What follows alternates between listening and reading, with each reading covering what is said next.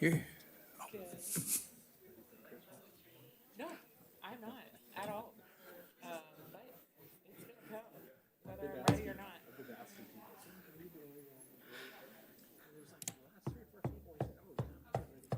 I don't have a real knocker, so that's my gavel. Knock, knock, knock. Let's go ahead and bring to order our December 14th meeting for Truckee Meadows Water Authority Board of Directors, and let's go ahead and have a roll call, please. Anderson. Here. Andriola. Present. Breckus. Dare. Here. Dewar. Here. Hill. Here. Reese. Here. Zimmerman. Here. Caviglia. Here. We have a quorum, Mr. Chair. If we could stand for the Pledge of Allegiance. Ms. Dura, would you like to lead us? Sure. I pledge allegiance to the flag of the United States of America and to the republic for which it stands, one nation, under God, indivisible, with liberty and justice for all. Thank you. Sir. Now we are moving on to our public comment. I Do don't we have any public comments comment. today? No. Okay. Do we have any possible board comments or acknowledgements? Well, I acknowledge all of you. There you go. I'm looking for an approval of the agenda, or if somebody would like to speak about it. So moved. Second. I have a first and a second. Any more discussion? Seeing none, all in favor? Aye. Any opposed? That passes unanimously. On to 6, approval of the minutes of the October 18th, 2023 meeting for the TMWA Board of Directors. It's for possible action. So move to approve the I have a first. minutes. I have a second. Any more discussion? All in favor? Aye. Any opposed? That passes unanimously. And then let's move on to, we have recognition of Arlen Melendez, Reno Sparks Indian Colony Chairman. We weren't sure if he was going to be able to come, but because of just his service, some of us had the opportunity to go to his retirement party, which was pretty wonderful to see his granddaughter sing, and just all the different things that happened were pretty awesome. But I just want to read just a couple little things, and if anybody else wants to say anything, feel free. But I just want to, Arlen Melendez served over 27 years as the Reno Sparks Indian Colony chairman, and his focus on our region, and particularly even in water, helping that conversation, really has helped navigate us to where we're here today, where we're working collaboratively with our tribes. And so I think it's fantastic. Oh, thank you so much, Mr. Chairman. Chairman, I will always call him Chairman Melendez, even if he's not chairman, because that is how I know him, and I know that he's made such an impact in this community and for the Reno Sparks Indian Colony. He has transformed their economic freedom, really, and I just commend him, his work, his passion, his love for his community, and I think it's on all of us to continue to support all of the things that he did and the collaborations that he made, and I can't wait to work with the next legacy of leadership for the tribe. And thank you so much for putting this on the agenda. And I wish he was here, and hopefully we'll get to continue to work with him in different capacities moving forward. So thank you. Anybody else? Yeah. Thank you, Mr. Chair. I, too, wanted to commend and celebrate Arlen Melendez. Look, Alexis said it beautifully, but I just want to share a personal story that really explains some of the things that she spoke about, especially in terms of bringing economic development to the tribe and protecting our river. The project I got to work with him on very closely was the Reno Sparks Indian Colony Levee, is what we call it. It's right on colony lands, and it's right behind the Walmart on 2nd Street. He could see the vision that without this levee, economic development could not take place. There was I guess it's a prison-type facility that the state owned as well, right next to the tribe. And there's also this land that was basically a junkyard. And with his help and his support, we were able to turn that whole thing, excavate the landfill, build a new levee and a flood wall as well, a trail, And they, through his leadership, they donated the land, which the flood project would have had to buy. And they also worked out a deal with Walmart to hire quite a few Native Americans in the Reno-Sparks Indian Colony tribe. And it was just an amazing thing, and I will always treasure. He gave me a Native American blanket. At the conclusion of this project, both myself and then Chairman Bob Larkin, a blanket to celebrate this partnership, and it's something I still treasure to this date. It's almost 15 years ago, but anyway, I can't say enough about what he's done and other members of the tribe under his leadership. So, thank you. That's wonderful. Anybody else? I just say I think we have a long, obviously, we have the opportunity and the honor to get to work with the Reno-Sparks Indian Colony and whoever the new leadership is. We reach out to you and say, hey, let's continue the conversation, and I know that he did a great job of raising up people underneath him to do so. So moving on, we have our ombudsman, Ms. Kim Mazeres, here, and thank you for joining us. It's been a little while since we've had you here, and we are excited to have you in the house to share a little bit. And just to remind everybody, there's only a couple people who actually fully work for us, and this is one of them, and our lawyer, and then our director, John Zimmerman. So it is an honor to have you. Go for it, Matt. All right. Matt Bowman, CFO for the record. I want to introduce Kim Mazeres, your ombudsman. Before I do that, I do want to point out staff recommends that we continue with Ms. Mazeres as ombudsman for the next year. She's done a great job. Her contract's $250 a month for her services plus out-of-pocket expenses. So with that, I'll turn it over to Ms. Mazeres. Thanks, Matt. Board members, nice to see you all. I took 33 phone calls this last year, as you see in Matt's report. 2/3 of them were inquiries. Hey, how do I get a hold of this person? What about this? Are my watering days still, Wednesday and the days of the week that they thought they were? Those kinds of questions. And about 1/3 of them were complaints that I work with staff on. All were resolved, as far as I know, satisfactorily. I have not heard back from any of the customers that they were not. And the details are attached in my report. If you have any questions, would be happy to answer them. I will tell you that staff is a pleasure to work with. I have not had any issues as we work to resolve any customer issues that have come forward. Any questions from any of our board? Yeah. Thank you, Mr. Chairman, and great work. I'm Thank you. so glad that we have this position and that you are in it because you're so familiar with TMWA. Are you seeing any patterns that we need to look at changing policies or anything that, the board needs to look into for the future?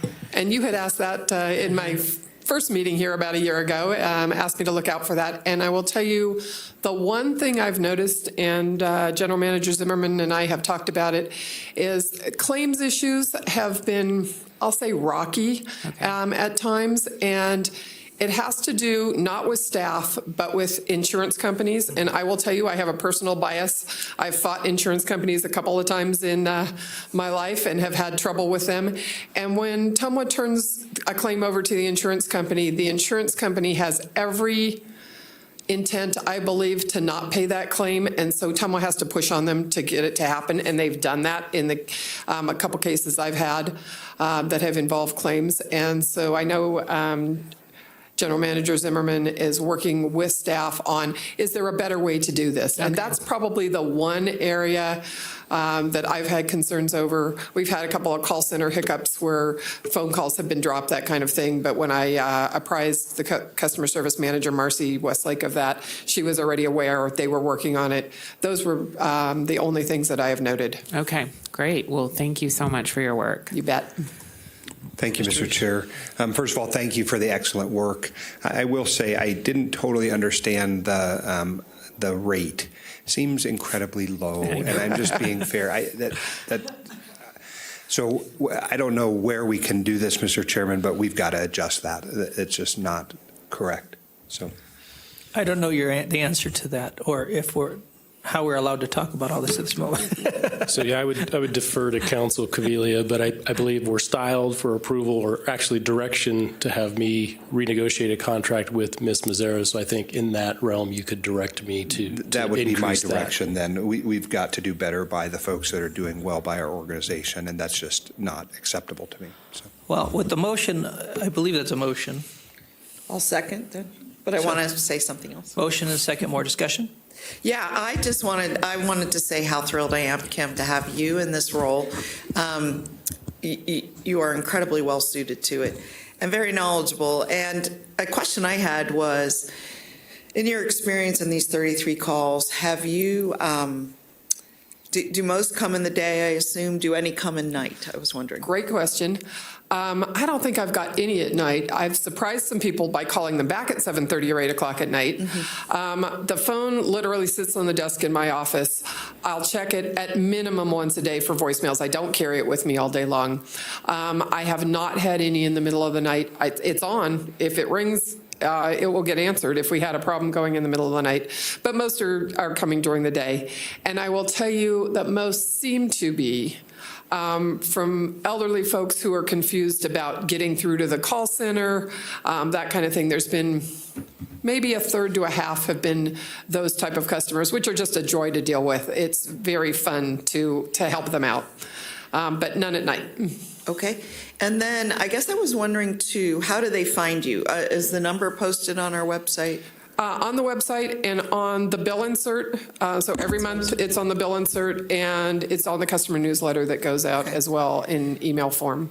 And then I'm wondering too, like how it compares to the questions that are answered by our staff. Because an awful lot of people, they even call us as commissioners or on this board, and then I know they call our staff. So any sense of that? Like, are these people just calling you because they go, oh, I know what an ombudsperson is, I'll call them? Or I don't know what an ombudsman person is, but this looks like a local cell phone number and I'll call them. Versus a call center.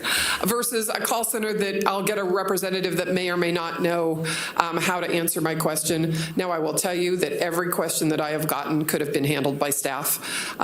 It's nice to give customers another place to go, but they're referred back to staff and handled by staff and followed up by me, or I tell the customer if it isn't handled to your satisfaction, call me back. Well, and then I just wanted to speak in support of the motion. I was stunned when I heard the compensation level, and it seems like we should be able to adjust that. Thank you.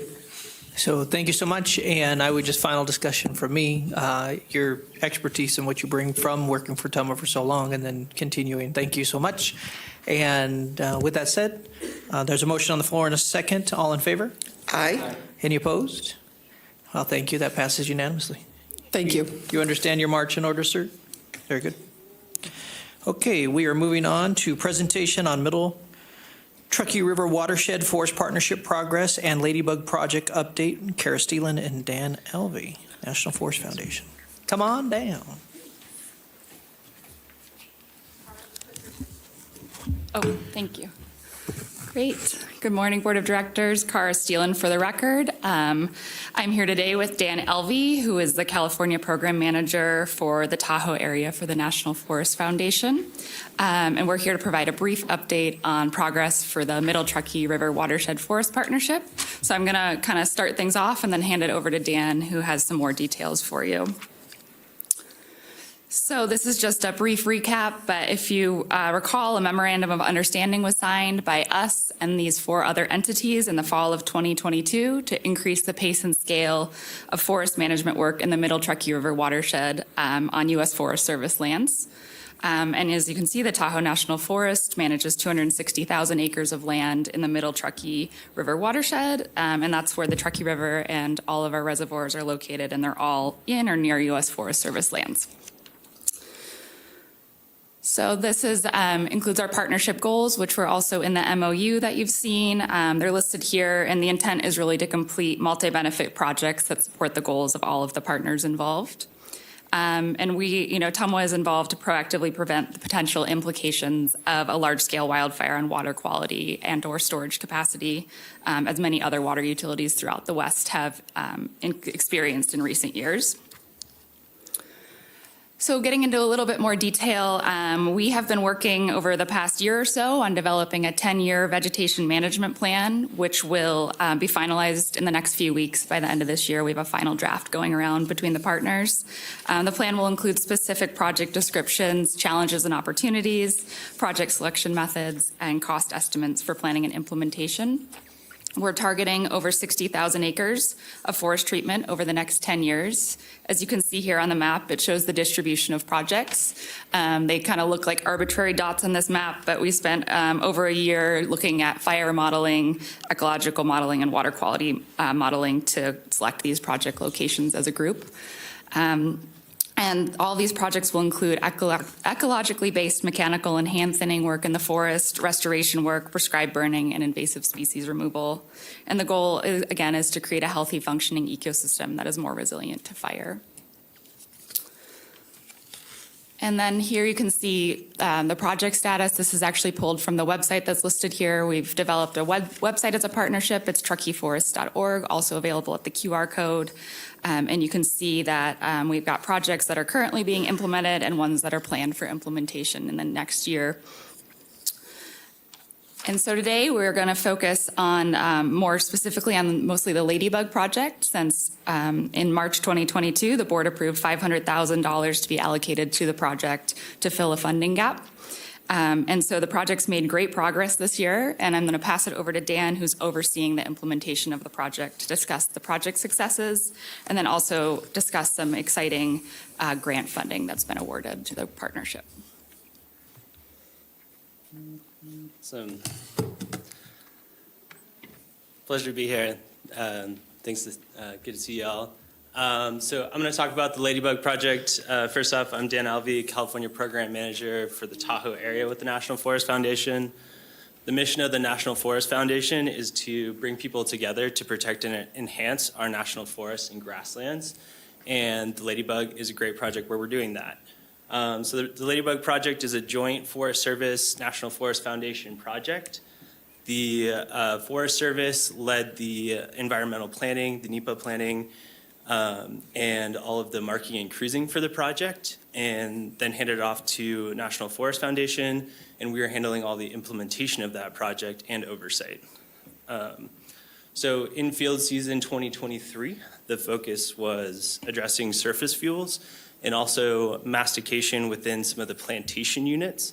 So there's been a number of fires in this area. So both the Crystal Fire and the Donner Ridge Fire burned through this area. And after those, they did plantings, and now those trees are growing. And those trees, one fire happened in 1960, the other one happened in 94. And these trees are growing up now, and they're closely spaced and need to be spread out to grow properly. So a lot of the mastication that's happened this year has been in those addressing trees up to 16-inch DBH, or diameter breast height.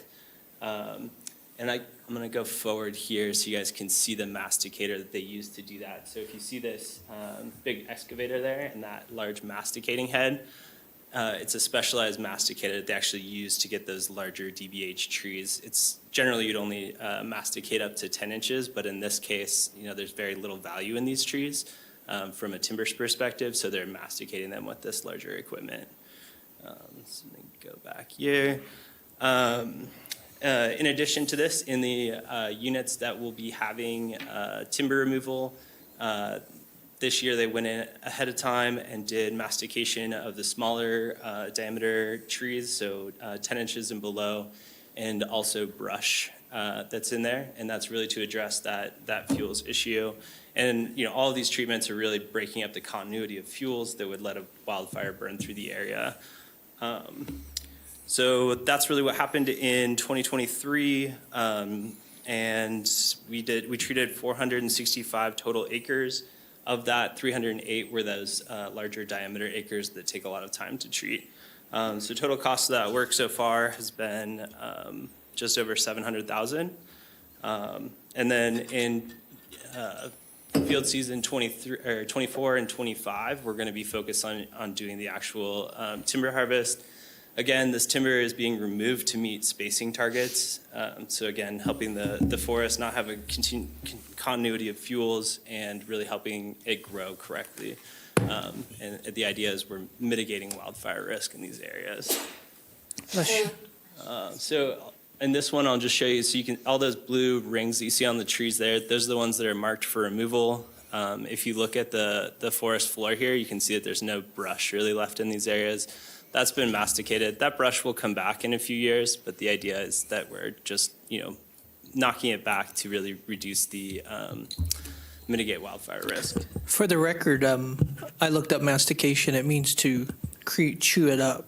I didn't Yes. know that. You taught me a new word today. I don't know what you're saying. Sorry. So for anybody out there, the thousands of people listening to this, that means they are chewing them up. Yeah, essentially mulching. It's like, mulching trees and mulching brush. Thank you. Essentially. Oh, thank you. And it doesn't, the fuel is still there, but it's rearranged into a way that it wouldn't burn the same, and fuel, like flame lengths would be significantly lower. And over a couple of years, it basically returns into the soil and becomes non-flammable. Thank you. And then this last slide on funding. So for funding, we estimate that over the next 10 years in our 10-year plan, we will put $140 million into planning and implementing 60,000 acres of forest health treatments. So a lot of money and a lot of forest health treatments, basically making up for the backlog of projects that just haven't been done in the conditions of our forests currently. So we have been making some progress towards this. The National Forest Foundation received $8.3 million from the California Wildlife Conservation Board. And that grant is to address the first phase of Five Creeks, which is Cabin Creek, roughly 2,000 acre project. And that one's just just south of Truckee on the Highway 89 corridor, right as you're leaving Truckee there. And then we're gonna have two planning projects that are also under that same grant, Stampede, and that will be Boca and the Sales Project, and those are both gonna be sub-awarded to the Truckee River Watershed Council, which is another partner of ours that's in the Middle Truckee River Watershed Forest Partnership. And then lastly, the Tahoe Truckee Community Foundation has awarded us $193,000 to do the layout of the Alder 89 WUI project, which is just north of Truckee along kind of the edge of Prosser Reservoir. And so that's going to get that project already for implementation in 2025,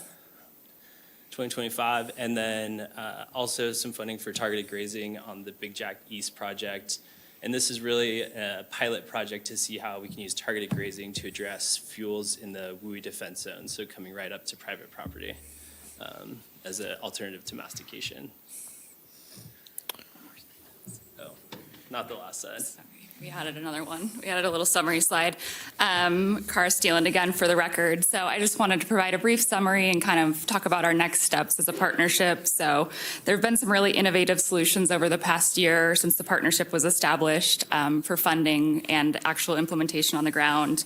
Since projects are being framed as part of this larger partnership, there's more of an ability to get funding for multiple projects instead of a piecemeal approach. And then looking at specifically at TMWA involvement. So we're not on the ground implementing like NFF or Truckee River Watershed Council is, but our funding really helped fill an important gap in the Ladybug project. And we've also heard from NFF multiple times that it's really valuable to have this local cash that they're able to use because it's so much more flexible than a lot of state or federal grants. So they can spend it kind of how they need to fill in those gaps. And then of course it can also be used as cash match for grants to leverage additional dollars.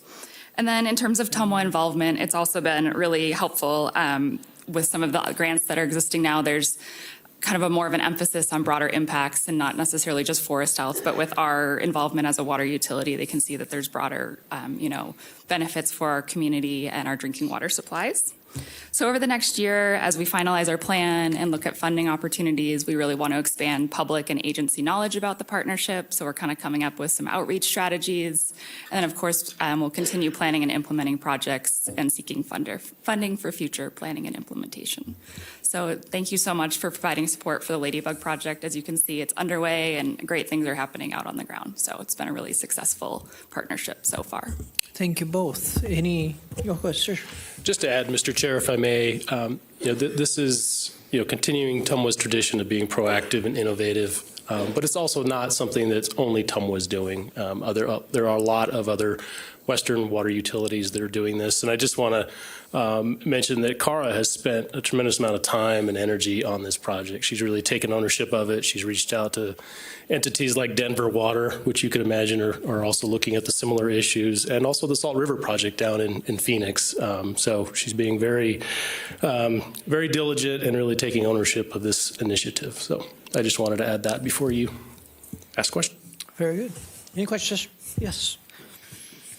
Thank you for your leadership on this, Cara. And I love that we are reaching out to other agencies and being so proactive. And I feel like TMWA should take some credit on why we've had all the success on the grants side, because we have been such a strong supporter. I was wondering, have we reached out to the Martis Camp Foundation? No, it's actually, something I'm very interested in doing but haven't done yet. Reached out to Martis Fund.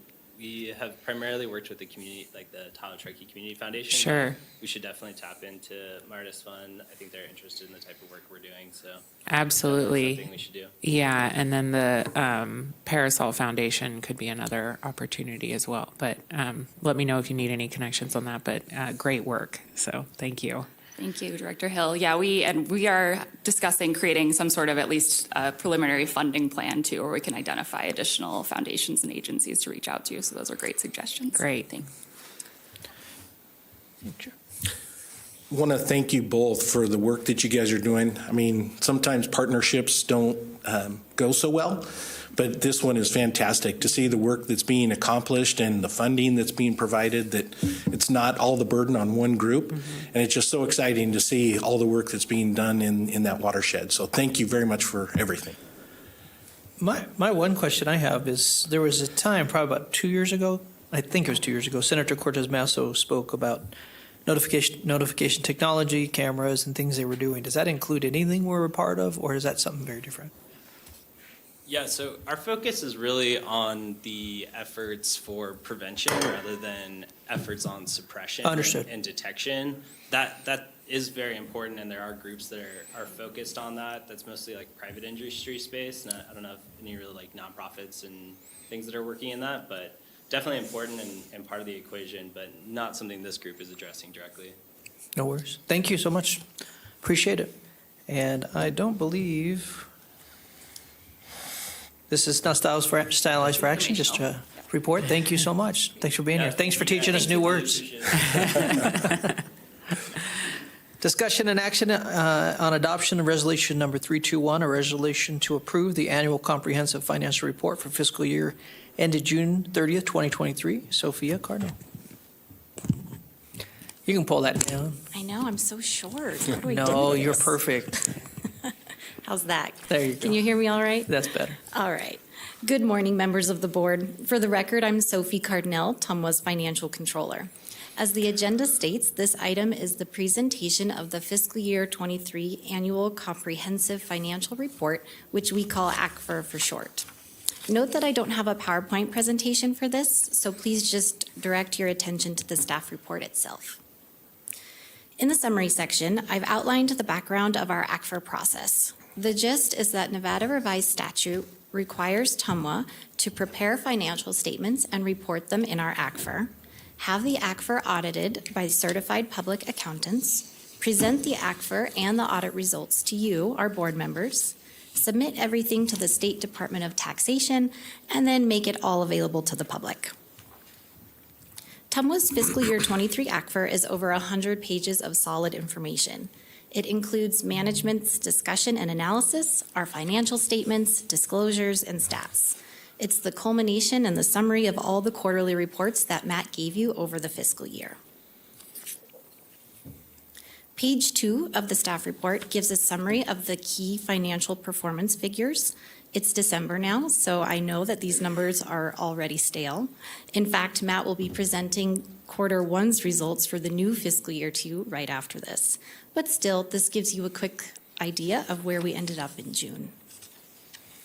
Moving on to our audit results, Eide Bailly performed our audit again this year and reported 2 significant things. First, they gave us an unqualified audit opinion, which is the highest level of opinion that an auditor can render. It means that they believe our financial statements are fairly presented and follow the accounting standards that are applicable to us. Second, Eide Bailly considered our internal controls as they planned and performed our audit. Internal controls are the processes that we have in place to ensure the integrity of our financials and to prevent fraud. The auditors don't give an opinion on how effective our internal controls are, but they do document when they come across a deficiency. And this year, I'm happy to report that they didn't find anything that they needed to communicate. So overall, it was a great audit with no surprises. And finally, in conjunction with the ACFR, we have also published our fiscal year 23 PAFR, which stands for Popular Annual Financial Report. So as much as us accounting nerds love the ACFR and all its detail, we recognize that it can be a bit hard for others to digest.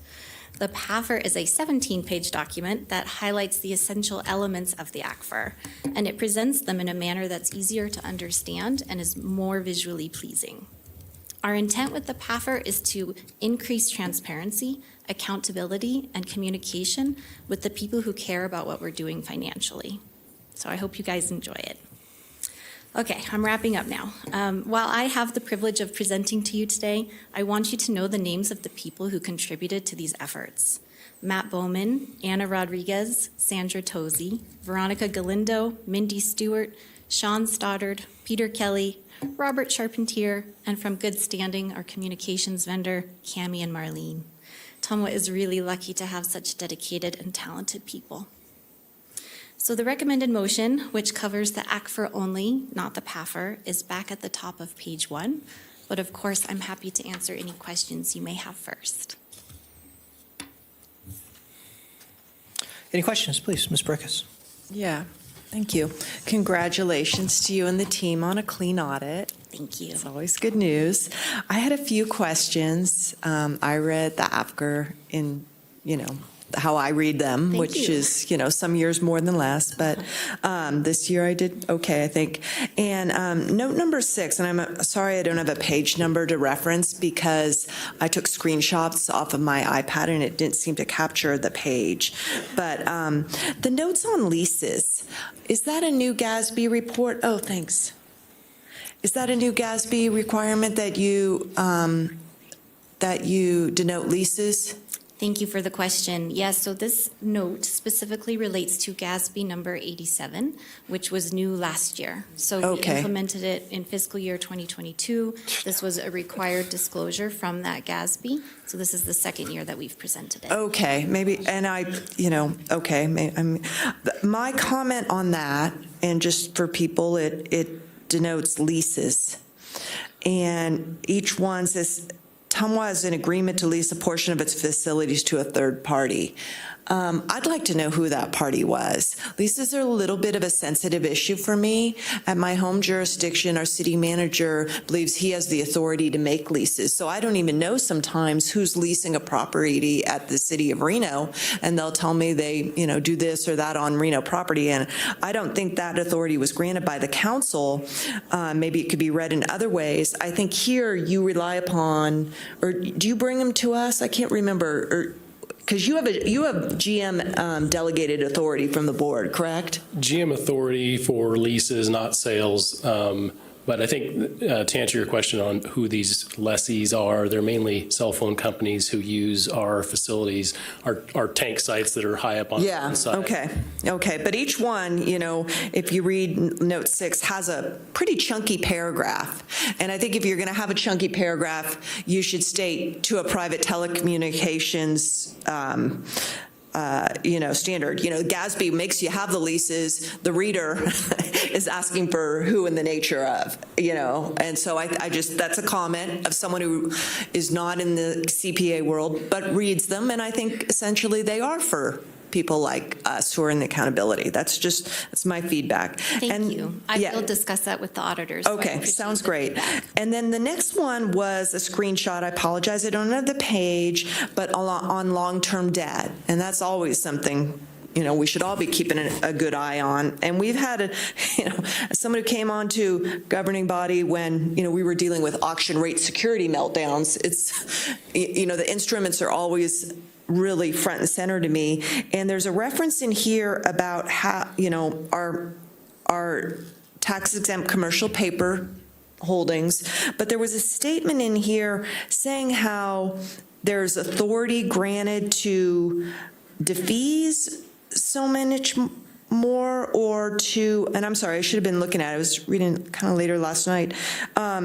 There's a statement in here where you have outstanding authority to, is it buy more get more tax exempt or to defease more tax exempt? And I think that was a action of the board at one point. And I just don't know that an authority from the board for that big of a movement should be hanging out there in perpetuity. So I had a question on that. I mean, I know you came to us and talked about it. It is referenced in this long-term debt note somewhere. Sure, I'll have Matt Bowman speak. Okay. Just a little bit of background on the Okay. approval and then where it's at. Okay. So one of the things, I'm just looking at our lawyer, we can do this, we can't have a full conversation about this. This is obviously in the audit, but we're starting to talk about policy potential. And I don't mean to veer off that, and I get what you're saying. It's not the problem. I'm just trying to help keep us. Yeah. We're close. So Yeah, I'm sorry. I'm always weary of chairs kind of carving me in I'm on not trying to- my, as a member of the board. I'm really not trying to do that, I promise. I just want to make sure for our comment, we don't get to come in and discuss this particular point. If we want to bring it up at the end as a change of policy, I think if you're sitting in my seat, you'd do the same thing to me. That's not where I'm headed. Okay. I think that's correct. For clarification, the question can be answered, but we are getting into a little gray area. Thank you. Sure, yeah. So Matt Bowman, TMWA CFO for the record. The quick answer is that we don't have any commercial paper outstanding any longer. We refunded the remaining $13 million in 2021 with a direct loan. Fortunately, the timing was really good. We fixed that loan at 1.19%, and so we're paying that down. As far as the authority to issue additional, to be honest, I would need to look into that. We have no plans to do that, but that's something that I would want to investigate further. Well, the sentence says, TMWA has remaining authorization to issue, it's the last sentence in the paragraph, 53.6 as of June 30, 2023. Yep, so that was the original amount of the commercial paper that was outstanding, and so again, I'll have to look into that and see. Okay, yeah, I'm just wondering, that sentence reads a little fuzzy to me. So on June 30th, did the board give the authority and that approval lasts until, time immemorial or until we pay down the debt? That's what I'm trying to understand. What board action was that and when does that authorization lapse? Thank you. I can actually think of that, Sophie Cardinal, for the record again, I can think of that calculation in my head, the work paper. I believe it was the original amount that was authorized, less what we actually drew on, and then what was left when we paid it off. So I think that's where that's. Okay, and is that an expiration of the authorization? Does it have an authorized? That's that the part I don't know. That's the question. I just, if there's a big pivot, 5 years from now, there's a big pivot, a market play on something, I'll use that term in my generic. I just, people in this seat, will forget. And so I'm just trying to understand at what point the ability to move that much money is delegated and when that expires. It's not policy, it's just an inquiry of, what did we do and what does that sentence mean? Thank you. I understand your question and we'll get back to you. Yeah, and the issuance of new debt, that would come back to the board for approval. Yeah, but this is retiring debt, I think. Thank you. Okay, very good. Any other questions? The only thing I would say is we know without question on every board we serve on a strong audit is only fruit of the team and the work that you guys have done. So thank you so much, and we're so glad all you are here, not just them. Thank you. Thank you. We are looking to accept this and looking for a motion. Got a second? All in favor? Aye. Any opposed? Passes unanimously. Thank you. And thank you for the questions. Mr. Chair, who motioned I'm sorry? Reese. and who seconded? Doer. Thank you. Thank you very much. Hey, thank you. Presentation of financial performance for first quarter fiscal year 2024. Mr. Matt Bowman.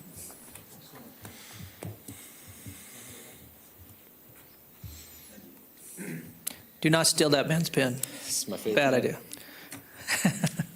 Hello again, Matt Bowman, TMWA CFO for the record. Before I get started on this, I want to echo just some sentiment with regards to the audit. Sophie and her team has done a phenomenal job working with the auditors. There's a lot of work that goes into that in a very compressed period of time. We also had almost an entirely new audit team this year, same firm, but new team. So they asked new questions. Our team handled it really well, and that's actually nice to have fresh eyes as well looking at things. And so I want to thank Sophie and her team for a good audit. It certainly makes my job a lot easier when that's happening. So. Okay, Q1 financial performance. So this is July through September, fiscal year 2024. And I also want to give kudos to Sandra Tozy. She's sitting up there. She is our senior financial analyst, and for the first time, she prepared this report, and she'll be doing it going forward because she did such a good job. So that's Yeah, this is better. excited to.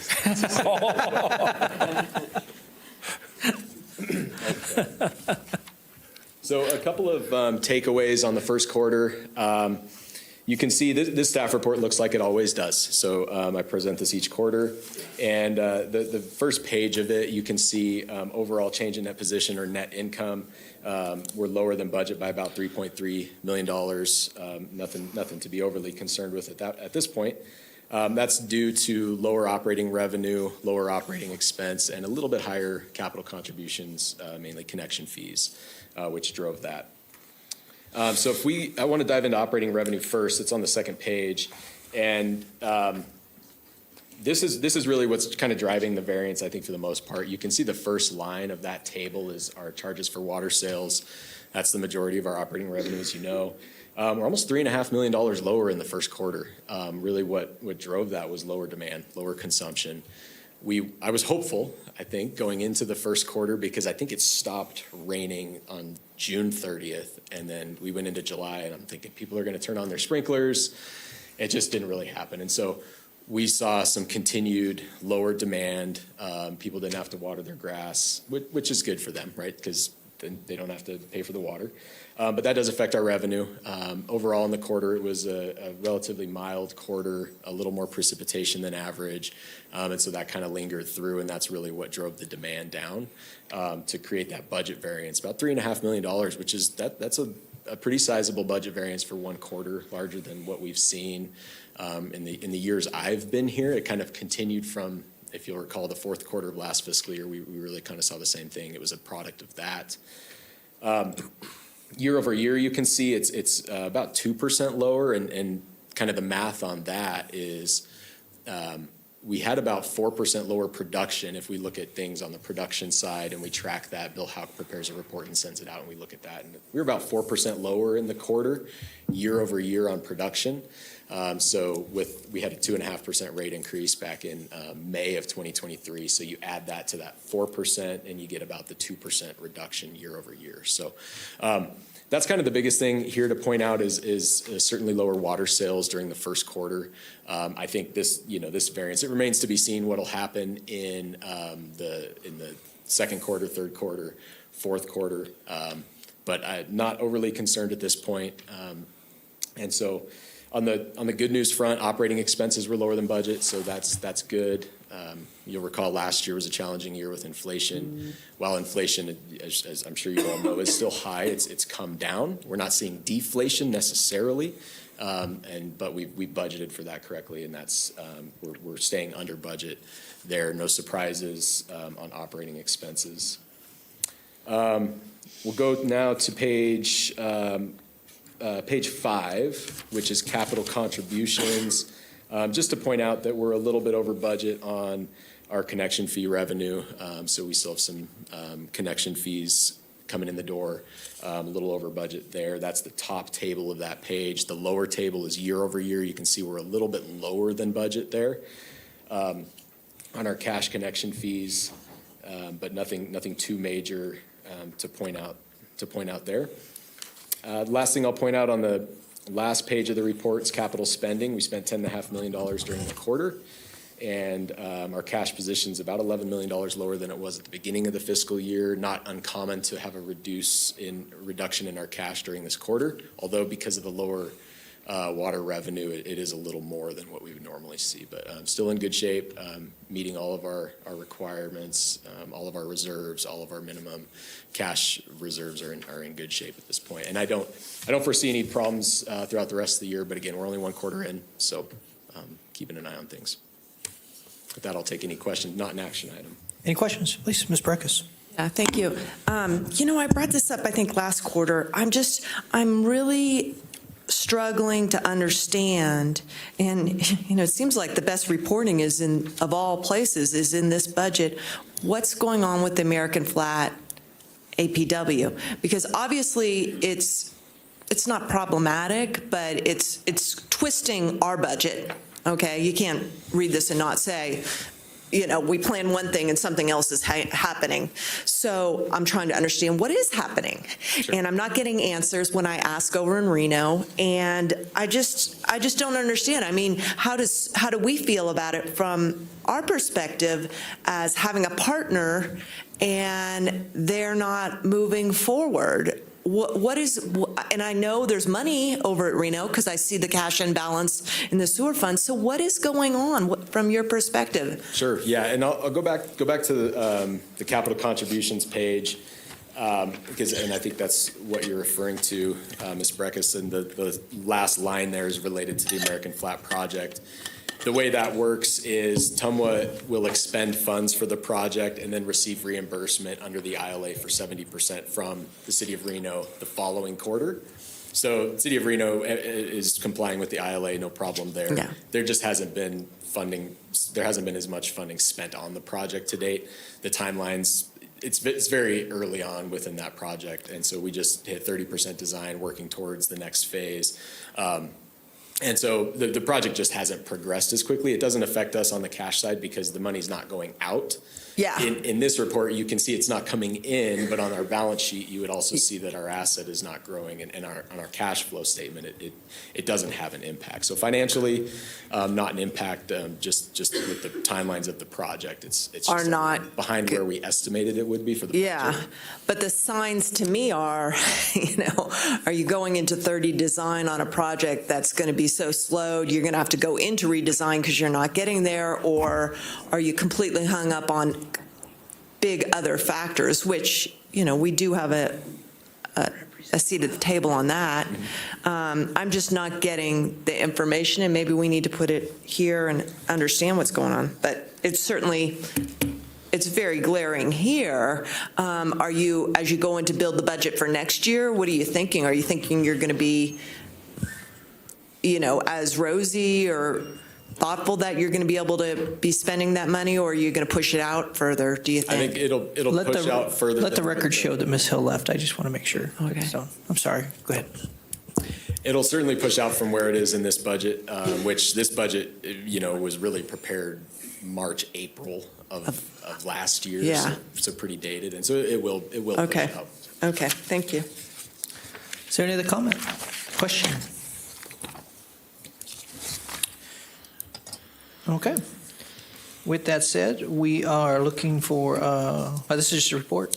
Yep. So, thank you so much. I know a lot goes into this, and a lot of projections and a lot of thought, and I look forward to seeing how some of this plans out. I have a feeling it's going to snow a lot tomorrow, so you're going to... Yeah, we'll take the snow down. We never know. So thank you so much. We appreciate it. Okay, we are moving on, and Mitt Bauman and Jessica Atkinson are going to discuss the action and adoption of resolution number 322, or resolution to approve changes to employees' leave policies. The floor is yours. All right, thank you, Matt Bowman, CFO for the record. have Jessica Atkinson, Director of HR, here to answer any other questions that you have. I'll do most of the talking here and then and look for questions and ultimately an action.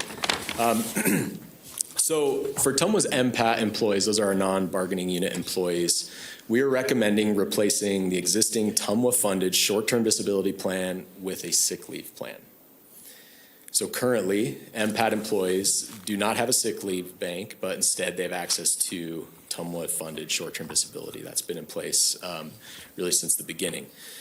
The amount of PTO that's received for TMWA MPAT employees is commensurate to a standard vacation plan. So what MPAT employees have is a PTO bank and access to a short-term disability plan. Over the last few years, labor attorneys have brought to our attention that there's a lot of risk associated with the short-term disability plan, both from a legal standpoint, financial standpoint. Also, the short-term disability plan takes a ton of administrative burden just to administer the plan. So we are recommending replacing that plan with a sick leave plan. So why sick leave? There's a few reasons. First, it's more standard with other agencies to have basically vacation and sick leave, which is what we're proposing here. Second, our comp reviews, reviews have shown that TMWA is actually lagging in days off, lagging other agencies, and so this would allow our employees really more days off. And third, sick leave plan has more flexibility than the current short-term disability plan does. So with the short-term disability plan, you can only use it for yourself, and there is a 7-day waiting period. So if you had a surgery, you were out for a week, you're then using your PTO, your vacation time, for that week. You don't have any sick days. Short-term disability does not kick in, and so you can't use it. With a sick plan, there's no waiting period, and then you can also use that time for family members who are sick. If you have kids who are sick and you need to stay home, if you have appointments or you're out for 2 days recovering from something, you can use your sick leave time for that versus dipping into your vacation time. And I think we all agree that having some time away from work is important. So there's some additional details around the sick plan in the staff report, and we can dive into that. But I want to point out the other thing that what we're doing is we're proposing to offer a bridge period for MPAT employees to transition from the current access to the short-term disability plan to the sick leave plan. What that would look like is if the plan were to go effective on that effective date, employees would receive sick leave up front, and then they would immediately begin accruing sick leave. And then up to 4 years, they would still have access to the current short-term disability plan. So that would be based on years of service, but the employees would, in theory, have time to plan for certain things. If they were planning a surgery or something like that, they would have time to have that done, not have to use all their vacation and sick leave. So again, the short-term disability plan would be in place for up to 4 years, in addition to accruing sick leave, at which point the short-term disability plan would go away. In theory, the employees would have enough sick leave banked up at that point to use that if they needed to. And then lastly, we are looking at offering a employee-paid voluntary short-term disability plan, which we don't currently have, and that would actually apply to all employees, bargaining unit and MPATs. Employees could buy that plan for additional coverage if they would like to, so that'll be part of this as well. There is a cost to making the change, although I don't think it's impactful. $45,000 to $50,000 a month is what we estimate to make this change. Again, this is an action item, so there's an associated resolution, and happy to answer any questions that you have. Let's go ahead and begin. What do we think about this? This is definitely, I'll start by saying this. One of the things I like that we do our best to bring value to our employees at TMWA. I want to make sure that every employee feels that, knows that. I do see the benefits you mentioned. I am constantly concerned about the long-term disability, just watching what can happen before you know it. And I do appreciate that there's something going to be in place, but I think the balancing of it all, part of me questions if that could be a part of what we do. I know there's normal protocol in a lot of our jurisdictions, and so applying some of those is not a bad idea. At the same time, there's something that our TMWA employees are used to having here, and taking that away, are we taking something away that we should not? So that's the questions that go through my brain. But I put that back to the board to see what you guys think. Just wanted to make sure I understood what you were saying. Is that this will more closely match what other agencies are doing? Is that correct? That's correct. Okay, thank you very much. I guess. Yes, Ms. Stewart. Yeah, I think when I first saw this, I was just surprised that we don't have a sick leave plan. I mean, it seemed very odd to me. Like, and usually, I mean, this has been a public agency for 15 years. And this might have been a leftover from Sierra Pacific days, it sounds like. Yeah. So how much, I know you go over it in the memo here, but how much, just summarizing, how much leave would each employee get? How much would they earn, I guess? Is it earn like half a day per so many work days, or how does that work?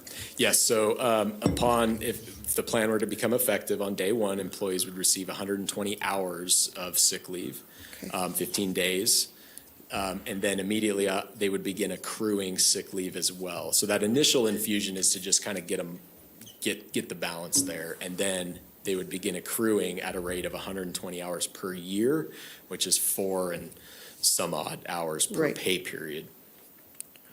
Okay. And I, of course, I mean, the other employees have this, right? Yeah, bargaining unit employees, they do have vacation and sick. Right. Yep.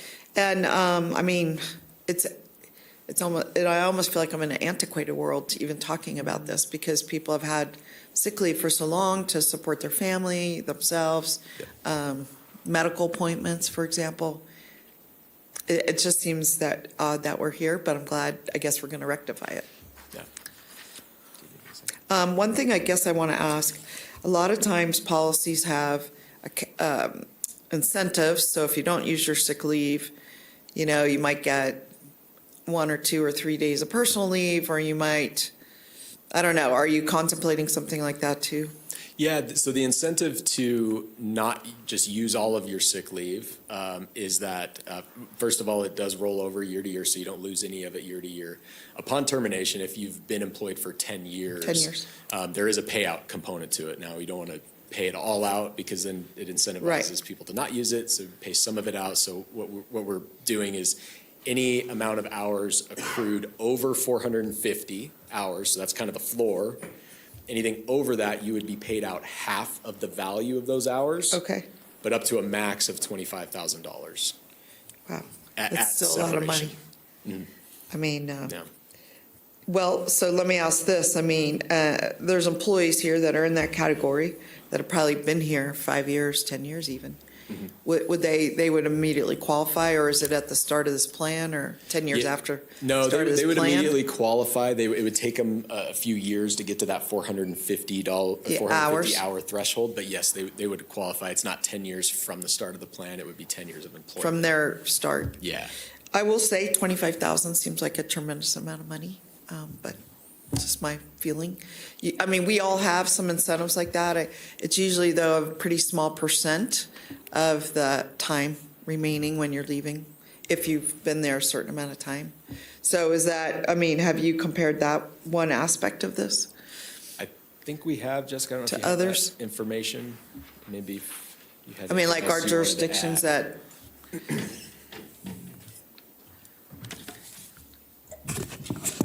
Jessica Atkinson for the record. Yeah, we did compare, and that's really where we kind of modeled from, is looking at the other agencies. Some agencies do a percentage based on years of service, so 90% of your entire balance. Some have, very similar to what we're doing, a max amount and a minimum amount, and so we're right in there when you're looking at what everybody else did. I have the details and the numbers if you wanted them. no, that's I could send okay. them It to you, just but- struck me as a lot. Yeah. I know people get big payouts for annual leave, or you call it PTO here, but yeah. Ms. Reese? Thank you, Mr. Chair. Ms. Atkinson and Mr. Bowman, thank you for the presentation. I suppose fundamentally, I was a little bit surprised by the antiquated nature of the prior system.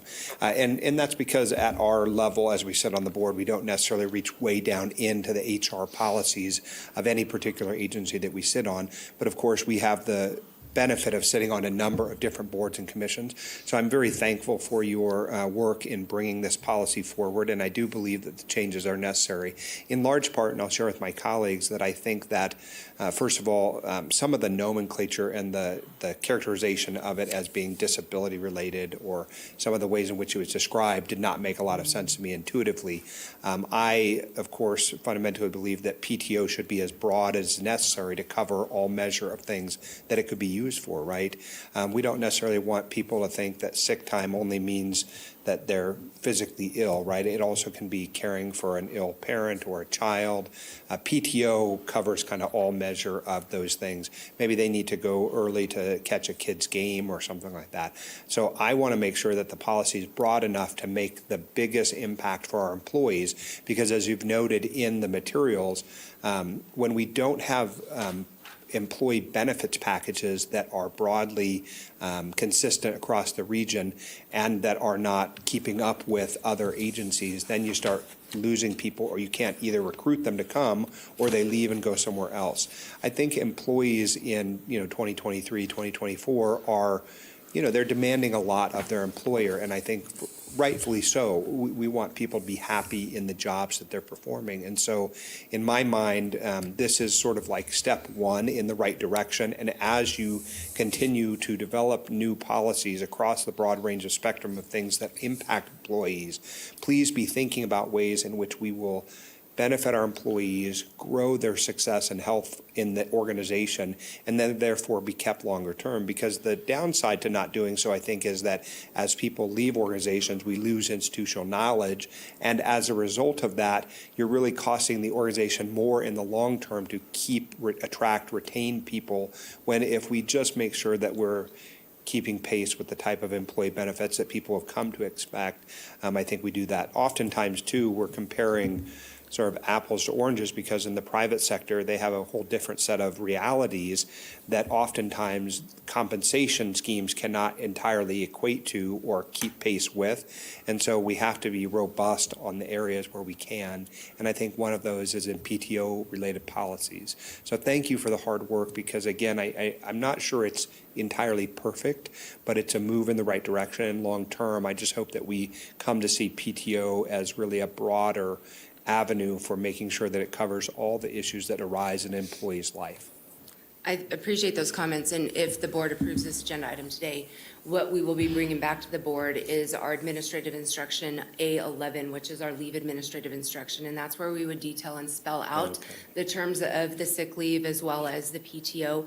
And we did take into account on the sick leave piece that individuals are caring for more than just themselves. They have parents, they have children, and sometimes that care is appointments. It's not just because somebody can't go to school, or it's to attend appointments with them, including parents.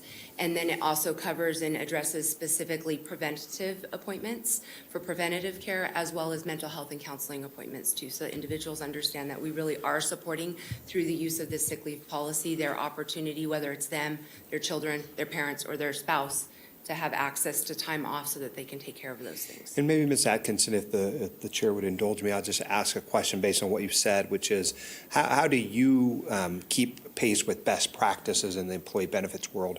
Do we have partners outside the agency who are helping us to review our policies and make sure they are consistent with various federal and state laws that relate to these topics? So I think that's kind of a two-part answer. So from a best practices standpoint, I'm constantly monitoring what other agencies are doing, what's going on. I'm part of all kinds of HR associations and stuff like that.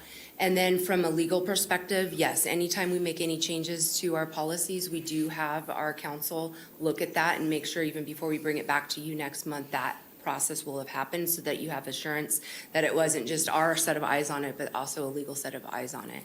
Well, I trust your eyes very much so. So thank you, Ms. Atkinson. The other thing I wanted to say, in response, Chairman Dare, to what you said, is that we do offer, and it's a company-paid benefit, long-term disability. This doesn't change any of that. That will still be in place. And so the way that the voluntary short-term disability would work is that individuals can choose whether they want to enroll and pay the premiums or not, but there's no requirement that they stay on there. So, for example, a new hire, they may choose to enroll in short-term disability, pay the premiums themselves, and then once they got enough sick leave accumulated, they didn't feel that they needed to have it, they could stop paying those premiums if they felt that they had enough if something happened in their sick leave banks to carry them over to the long-term disability. Or they could continue to have both, the sick leave, the short-term, and the long-term, if they were in a situation where they felt like this is really something that was meaningful to them. The point, I think, really is this does give more flexibility and some control to employees. Employees that don't necessarily need it, they don't want to pay the premium for short-term disability, they don't have to. Thank you. Commissioner Andriola. Thank you. I, too, appreciate trying to make a shift like this.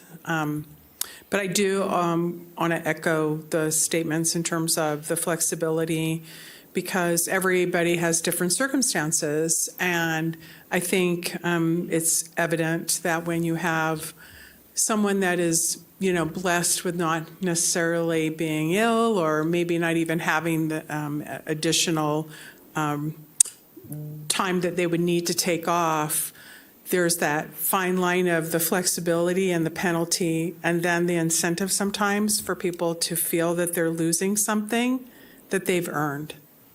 And so I too think this is moving in the right direction, but I think that there's, I'm sure as you're going through those best practices and looking, that there might be some equity, and I know you're making a transition that has some, I'll use the term, old school framework here. But I really look forward to seeing where that moves forward, and the consideration given to equity. So I do appreciate the hard work that you've put in. It's always hard when you are, again, able to continue to work on a regular basis and not have to take any time off for whatever reason. But I think there's a health component to that as well. And so being healthy is wonderful, and not feeling that you're going to be losing something that you're earning, I think is a part that I'm really honing in on. So I'd appreciate maybe consideration at some point as you move through this transition, then looking at what that might look like to create equity. Thank you. Thank you. Quick question for you, John. So it looks like our board, and I don't disagree, sees this as a positive move in the right direction. At large, do you believe your staff believes that way, or does some education of how this works need to happen? Can you give me that perspective? Because change is change, and I just want to, we might be thinking we're doing a great thing here and throw it in and splash the water, and then all of a sudden get something back in our face we're not looking for. So that would be. Yes, thank you, Chair Dare, and I can let Matt and Jessica speak to this as well. But we did talk about this with employees over a period of time, held several meetings, answered questions, adjusted it based on what the feedback we heard. And I think by and large, the majority of employees support moving to this, the sick leave policy. But I'll offer it up to Matt or Jessica to offer anything. I concur. We did indeed present this theory to employees to let them know that we were going to be presenting it to the board. And we started really back at like the director level, manager level, supervisor, and then over time have kind of filtered it all the way down to the employee level. And you're right, it is change, and change needs, especially a change that's this big, it's going to need a lot of communication around it so that people understand. And like all things, you're not going to please everybody, but by and large, the feedback that I've received is that people are very thankful for an opportunity to have more flexibility in taking time off, and that with our current short-term disability plan, you have to be the employee who is sick, and it has to be something that's going to put you out of work greater, like Matt said, than that 7-day period of time. And so when it comes to caring for even short illnesses or extended your immediate family, there's nothing there without dipping into your PTO banks. And so what we've seen people do is they have to make hard choices sometimes about, not being at somebody's bedside when that's where they would prefer to be because they have a vacation plan at the end of the year. So by and large, I've heard a lot of great feedback. And our door's always open for people to come in and talk to us about it. They know that. And so I think this is going to be well received, with the caveat that we're going to have to do a lot of communication so people understand what the plan is, how the bridge works, and what the benefit of having that flexibility means. Thank you. I would make a motion if you're ready. I am fully ready. Okay. Well, I'd like to make a motion to adopt the staff recommendation on this new sick leave plan. Do you need her to read what's there? Yes, please. Okay, to approve resolution number 322, to approve changes to employees, leave policies as proposed by staff. Do I have a second? I have a second. Any more discussion? All in favor? Aye. Any opposed? Looks like you have a new plan, or at least the forming of one, however that works. Thank you. Okay, we are moving on. Are you still here, Matt? Come on, brother. Discussion and action and possible authorization for general manager to amend Sun Valley General Improvement District wholesale agreement to increase Tier 1 usage. It's all yours. All right, thank you, Mr. Chair. Matt Bowman, again, for the record, TMWA CFO. So Sun Valley GID is our primary wholesale customer. Most of you probably know that. Some quick stats: in 2023, we delivered over 600 million gallons for total sales of about $1.2 million to the entity. I'll point out in our ACFR, if you look at this is a plug for the ACFR in the statistical section, there's a table that shows our top 10 customers. And so the statistical section is awesome in the ACFR. So take a look at that. That's where that information is actually held.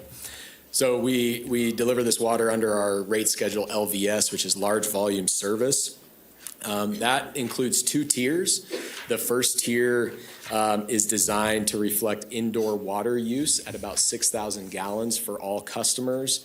And then the second tier would be outdoor irrigation. So it's designed to be enough so that during the wintertime, for example, they would mostly stay in that first tier. And then in the summertime, bump into the second tier at a higher rate. That's similar to our tiering that we have with our residential rates as well. So in order to maintain really what the intention of these 2 tiers was, that first tier should be adjusted when the service connections increase within Sun Valley GID. And so that's what I'm here today. We're recommending an increase of that first tier of 4 million gallons from 34 to 38 million gallons. We ran an analysis on that. We estimate roughly $30,000 loss in total revenue from doing that, obviously, because more of that water would be in the first tier. But again, that's the intent of those tiers. That should really cover all of the service connections. And as Sun Valley GID adds more service connections, that tier should be adjusted accordingly. And so we want to be more consistent with making that adjustment. We haven't adjusted it since 2020. We'd like to do it annually to keep up with that. So that's what we're here. You can see there's a recommended motion to authorize John Zimmerman to execute the amendment to the contract to do that. And I'll take any questions. Any questions? Please, Ms. Breckus. Yeah, I do. I was reading this resolution or Third Amendment contract, and, the first whereas, or the fourth whereas is that, entered in the First Amendment to a contract of 2008, which increased the capacity by 1,100. So, and there was probably a baseline number that came over from Sierra Pacific, or did they own their own, operate their own water system at one point that then got folded into Washoe County Utilities, like StimGid? Well, I don't think it was ever part of Washoe County Utilities, but I don't want to speak out of my knowledge base because I don't know the history. So. Yeah. I don't believe it was, and Chris Melton is the general manager of CivGid in the audience, so if you have any specific questions for him. But no, I think at one point there was some interaction between Washoe County and CivGid regarding water service to the area, but they've always been their own entity on water and wastewater. Because my recollection is that Washoe County Utilities was stood up because Washoe County allowed all these GIDs that then didn't have the resources to stand on their own. And Washoe County held up, established Washoe County Utilities, and then right before I came in, they pushed it over to, this body and did the merger, of StimGid and the others. Yes, Sun Valley GID has always been a wholesale customer, even in the Sierra Pacific. Okay, so it's been a wholesale customer. So why are they adding connections? Because I want to know if they're adding new land territory. That gets to another kind of important issue of, GIDs essentially are the anti-cities, an unincorporated lands area, and that's kind of, from a planning perspective.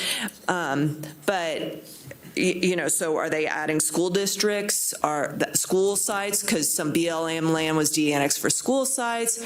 Are they just getting more dense, more connections? What's driving, Yeah, I'm Chris Melton, excuse me, General Manager for Sun Valley GID.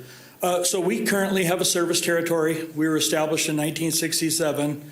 And within that service territory, we are able to grow and develop land. So, our service connections can grow as people develop, whether it be residential.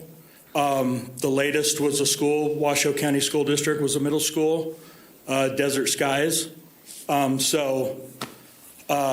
We have the ability to grow, and under our agreement with TMWA, we have the ability to grow with our current water agreement. I believe it's 3,600 GPM at any given time, and currently we're well under that. Okay, but your service area is a set geographic boundary. Yes. Like a city corporate limits. And you're not allowed to expand outside of that. I think we're getting a little beyond the agenda item. Okay. So, I don't. I don't. Well, I think. But I do appreciate our attorney. With that said, if there's a conversation that we'd like to bring back and agendize, we can have a full conversation about anything we want. But I'll take. Well, I think the world of Sun Valley GID. I think you're very responsive. I'll turn it then to our manager, because I think that if you're bringing an amendment to us about expanding, really it's a price category, but it is an amendment specific with one contract. So it's really two items, right? Here, it's an amendment to the contract, but it's also pushing up our rate structure. It probably should have been two items, in my view. This item is just limited to changing the first level tier for Sun Valley from the 34 million gallons to the 38 million gallons, just to match their current wintertime demand, just to keep up with that wintertime demand, as Matt said. Wintertime demand. That's it. In the past, I will say, if you remember the Five Ridges project several years ago, Sun Valley, because it was easier for them to annex that project into their service area than for TMWA. It was more expensive for TMWA to serve that project, so we came back to the TMWA board and amended that wholesale agreement to expand our wholesale service area to Sun Valley. But this amendment is just to that first tier change. But I see a contract here, and the first tier, is it synonymous in definition with Sun Valley, or is it called just first tier? It's Sun Valley. That's the Sun Valley tier. Okay. Well, I'm disappointed being shut down on my inquiries because I don't agree. I do think it's material to this board to understand, this. It is, what is it? The financial ramifications are $30,000 a year. Unsure why they have winter. Why is winter demand higher? So the way that, and I think you all know Sean Stoddard, our economist, he did the analysis on this, and basically 6,000 gallons is the estimated wintertime use for a connection. That's kind of your base. So it's your base indoor use. So indoor, wintertime, kind of synonymous, and then you move into the spring, summer, you start irrigating outside. That's your outdoor use. So that 6,000 baseline use is your wintertime or your indoor use. And that's what we're expanding it up That's by. what and we're not expanding, like, say, the 6,000 gallon estimate, but as the service connections go up, then that threshold of how many millions of gallons are in the first tier should also increase in theory by about 6,000. Okay, I think I understand that. Okay. Okay, my only question that I do have is this, because you mentioned something about that this should be a regular thing that we keep an eye on. You're not asking for that now, you're just asking for this one time. No, and I do want to point out, within the LVS rate schedule, there's a provision, special condition, that we should be looking at this and bringing and making adjustments as necessary. And so that is within the rate schedule already. It's Okay. special condition as a Okay. forward. And I would just add, I am going to support this because I do think Sun Valley does well. But when you bring a third amendment to a contract, you should probably bring the source contract forward also. Okay, any other questions? Okay, I'm looking for a motion. Would you like to do that motion, Ms. Breckus? No, thank you. I'll make a motion. We have a second. All in favor? I think we have Aye. a first and a second over here. No, she didn't. She declined. Oh, you declined? Okay, then, thank you. All right. So we have first, second, all in favor? Aye. Any opposed? Passes unanimously. Okay. And one more time for Mr. Matt Bowman. Discussion and action and possible direction to staff regarding approval of revisions to other post-employment benefit trust, OPEB. Okay, thank you. Matt Bowman, TMWA CFO for the record, once again. So quick background, TMWA offers two other post-employment retirement benefit trusts. They're both closed to new employees. The larger trust includes about 225 members. That includes retirees and active. The smaller trust, which we call the Section 115 trust, which is the one we're talking about today, only has 22 members in it. Those are employees that came over from Washoe County, some of which are retired, some of which are still employed. Again, 22 members. So there was some inconsistency within that trust document, so that's what we're addressing today, and it's related to dental benefits. There was, and you can see the red lines within the plan document, but it wasn't clear whether dental benefits should be eligible for reimbursement. So we wanted to clean that up. We wanted to make sure it's clear that they are eligible for reimbursement. So we ran it by our actuaries. It does not have a financial impact on TMWA's obligation to fund that trust. So we're looking for approval of those changes to the plan document. This has been approved by the trustees of the Section 115 trust at our last trustee meeting. So this would be the last step for the board to approve the revisions. Any questions? Mr. Chair, I move to approve the changes to the 115 other post-employee benefit trust plan document that is included in attachment A. We have first. Second? We have second and a third. All in favor? Aye. Any opposed? Passes unanimously. Thank you. We're moving on to 15, discussion and action on possible direction to staff regarding appointments to the Standing Advisory Committee to fill vacancies and existing positions whose terms expire December 31st, 2023. Do you want me to read this whole thing? I know it's going down to Sonia Folsom. I don't believe you need to read the whole thing. I appreciate that. Thank you, Mr. Chair. Sonia Folsom for the record. Before you have the appointments and reappointments for the Standing Advisory Committee whose terms expire at the end of this year, December 31st, 2023. And they serve two-year terms, so it'll begin January 1, 2024, ending December 31st, 2025. We have 4 primary and 5 alternates whose terms are expiring on the spreadsheet on page 2 of the staff report. The members highlighted in green have agreed to continue their serving on the Standing Advisory Committee. We have 3 new appointments. I apologize. The Builders Association of Northern Nevada appointed an alternate, Justin McDougall. Jim Smith is retiring at the end of the year, so he's stepping down. And then Reno Sparks Chamber appointed 2 new members, Brian Bozma for a primary and Connor Naisbitt, I believe I'm pronouncing that correctly, as an alternate beginning January 1. And I'll answer any questions you may have. Any questions? Yeah, I mean, so, thank you, Ms. Folsom. So, Colin Hayes with the band has been on now for 15 years. Mm-hmm. Okay. Here's the deal, and and he's the longest standing, but we have Ken McNeil's been on since 2013. He's at large. And Neil McGuire's been on since 2005, and Bob Chambers since 2005. We had one alternate in the irrigation, Carl Catt, who served since 2013, called me last week to step down. Yeah, and I know one time we made an issue about, I think it was Johnny Pullman had been on for years and years. And 2012.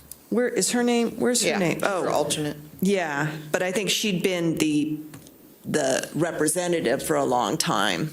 You mean primary? Yeah. Yes. Yeah, and then she went to alternate. She went to alternate. Okay. I'll support, but I just want to call out that I found it over the years so distasteful to allow membership organizations that have their own agendas, have their own lobbyists, they have people who are registered lobbyists to come to the city or so on, to have their own carve out on government boards. I just find it wrong.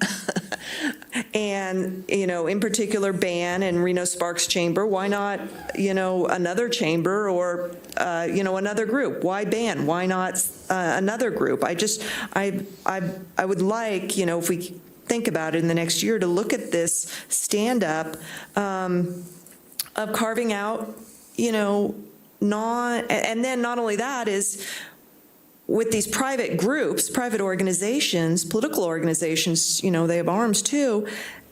I don't know which one is which, but they get to make their own appointments. So, it's even hands off of the government, us, appointing who we want to be our advisors. We don't get to pick our advisors.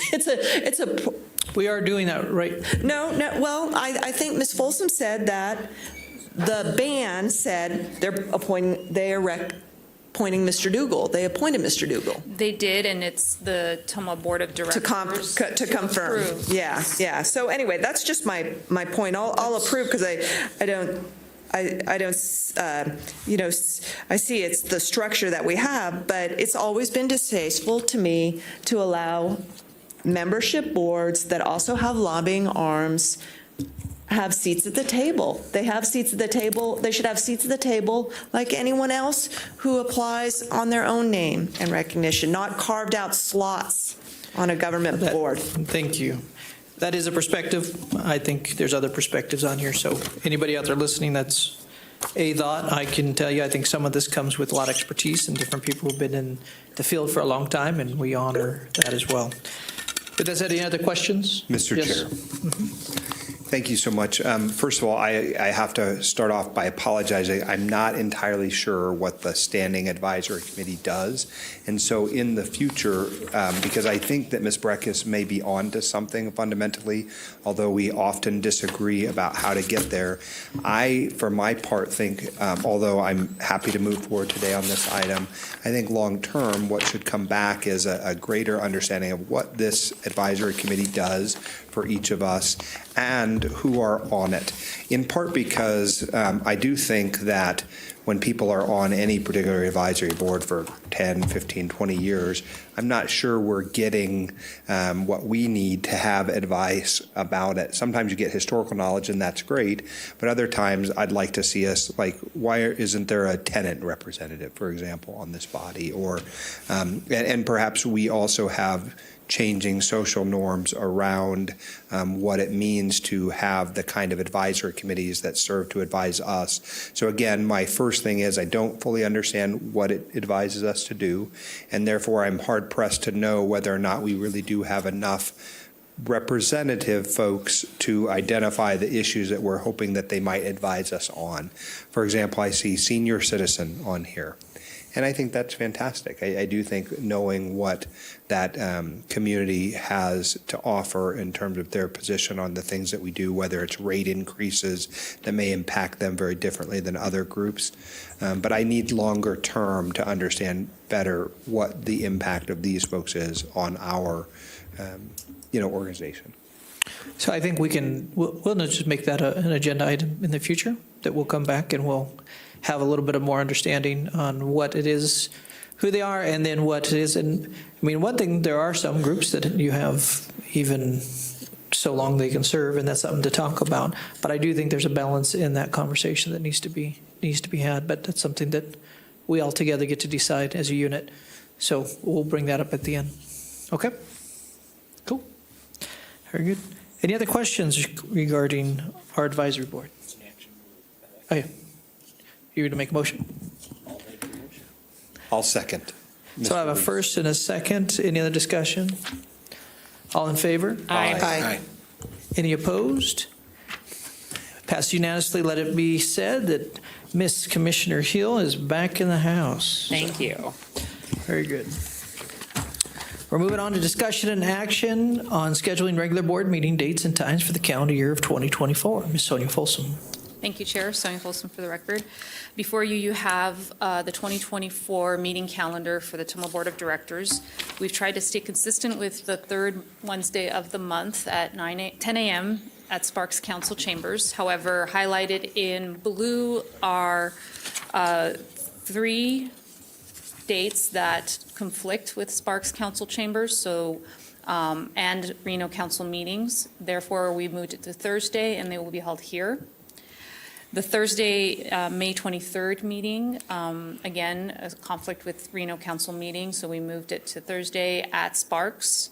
And then the Thursday, December 12th meeting is going to be here at Washoe County, and that is to avoid conflicts with Reno Council meeting, as well as the RSCVA meeting that is usually held on the first Thursday in December. So I've tried to avoid all commissions, boards, council meetings. However, things change, and we will adjust accordingly. I will answer any questions you may have. Oh, one more. The October strategic planning meeting will be held at TMWA as usual, and I will send out a meeting invite for a 4-hour block. We were successful this year in doing it in 3 hours, but I'd reserve 4 hours just to be on the safe side. And we will be successful next year as well. Any questions? No. Any questions? Move to approve. Got us first. And I just want to say, Sonia, you do a great job. Thank you so much. Yeah, I know that's a lot of work. Yeah, thanks for keeping up with all of our schedules, for sure. All in favor? Aye. Any opposed? We have next year planned. Okay, we're moving on to General Manager's Report. Mr. John Zimmerman. Thank you, Mr. Chair. So starting in January, you'll see Mr. Hauk back giving us the water supply update. So far, it's been a fairly quiet begin to the snowpack building season, but we're still in good shape from a water supply perspective based on last year. But look forward to that in January. Also this year, along with what we're doing with more employee communication is trying to get all employees a tour of our Chalk Bluff and Glendale treatment plants. And along with that, we will also want to include board members as well. And so look for that. We'll be inviting probably 2 at a time to accommodate and take you through and show you our main treatment plants and answer any questions you may have during that. I also want to give a shout out to Ryan Dixon and his hydro generation team. So for the period from July through November, that team set a record in revenue of $1.7 million. And that includes Chris Hires, Cam Schultz, operating the system and their team, and then also Bill Hauk in scheduling releases and working with the team on river flows. And so kudos to them. I'd also like to say, this is the first full calendar year with me as GM, and I appreciate the board's input and insight this year and patience. I also want to say that a huge thank you to the directors, managers, and supervisors that make up our kind of formal leadership team at TMWA. There's a lot of hard work and effort that goes into that day in and day out, and we're very fortunate. The community, the board's very fortunate to have them on TMWA staff. And lastly, I just wish you a great holiday season and look forward to working with you in 2024. Thank you. Wonderful. Well, something to the general manager? Pardon me? Are you something to the general manager? Yeah, Okay. I have a question for the general manager. Could you report on what you know about development adjacent to Chalk Bluff? There's been a lot of requests for development coming through to the Ward 1 Neighborhood Advisory Board. That's all I know. But it looks like they're edging into or asking for access from TMWA. And, Danny Rotter can speak to it more specifically, if it's okay with Council Caviglia, but I know our team has been working with developers who want emergency access, who are required to have emergency access, and so far, we have not granted it. We're still working with them within the constraints. We're trying to work with them as much as we can, but there are constraints being that that's our main treatment plant, safety, security, issues like that. Yeah, thanks. Danny Rotter, Engineering Director for the record. We have had a couple conversations, but they started out with no. And then they went to, well, if this is really the only option, there's got to be a lot of other discussions around security and hardening those facilities, specifically around the Highland Canal. The last I had heard from when we kind of had those discussions, they were going to go a different route. Specifically the one right off of the freeway exit is the one I'm talking about. I forget the name of it. We've also heard, and I'm constantly coordinating with City Reno staff, which, by the way, you got a great staff. Love coordinating with them. There's the apartments to the west of, I think it's Montebello is the name of it. They've been trying to get a grading permit, but they don't have any of their water stuff figured out. So I'm working with your staff on that. They haven't asked for access from us. We've actually asked for an easement to put a better fence on that side of the canal and access. So a lot of stuff going on, but nothing has finalized yet. Okay, just in sum, I'm highlighting this, daylighting this, because this is very tough ground.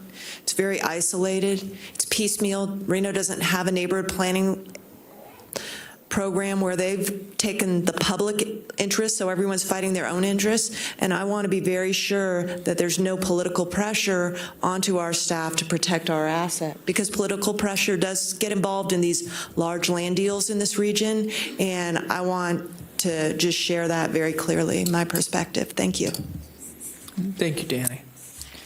And any other comments for General Manager? Okay. Public comment. No problem. Any of you out there want to say something? Come on, it's holiday season. You want to sing a song? Kumbaya. Okay, board comments. The one question I have, we talked about a few things that were not agendaized that we said need to come back as agendas. Anybody want to put those on the agenda officially? The Standing Advisory Committee. Standing Advisory. I just want to officially do it. Yes, So and then please. what was the other one? I forgot. We had a few. Ms. Breckus, is there anything you would like? Because I don't. I would just say if the Standing Advisory Committee is going to be up for discussion, I would also discuss the River Fund Committee, because I don't know why they can't be one and the same or a subcommittee of one. I just, and if a board member doesn't know much about the Standing Advisory Committee, they probably don't know much about the River Fund Committee either. Right. You know, it's not anyone's, Thank you. deficiency. So Let's go ahead and look at that, and then we'll see where that goes. And then any other work? Then I would just say many blessings to all of the staff. Thank you all so much, and to our board. You guys, thank you for taking the time to be here. There's some boards we know we serve on, and people don't show up, and it becomes very difficult. So we thank you so much, and congrats, and welcome on board this year. And you both are awesome over there. Take care. We are adjourned. Okay.